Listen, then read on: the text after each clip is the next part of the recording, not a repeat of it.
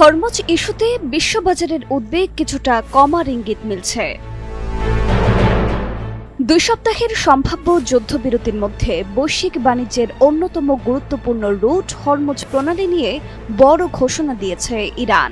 ইরানের পররাষ্ট্রমন্ত্রী আব্বাস আরাগচি জানিয়েছেন, আগামী 2 সপ্তাহ এই প্রণালী দিয়ে নিরাপদে জাহাজ চলাচল সম্ভব হবে। তবে তিনি সতর্ক করে বলেন, নিরাপদ যাতায়াত নিশ্চিত করতে হলে ইরানের সশস্ত্র বাহিনীর সঙ্গে যথাযথ সমন্বয় রাখতে হবে এবং কিছু কারিগরি সীমাবদ্ধতাও বিবেচনায় নিতে হবে। মার্কিন প্রেসিডেন্ট ডোনাল্ড ট্রাম্প যুদ্ধবিরতির ঘোষণা দেওয়ার পর ইরানও তাদের প্রতিরোধমূলক সামরিক অভিযান স্থগিত করার কথা জানিয়েছে। আব্বাস আরাগচি বলেন, ইরানের বিরুদ্ধে আক্রমণ বন্ধ করা হলে আমাদের শক্তিশালী সশস্ত্র বাহিনীও তাদের প্রতিরোধমূলক অভিযান বন্ধ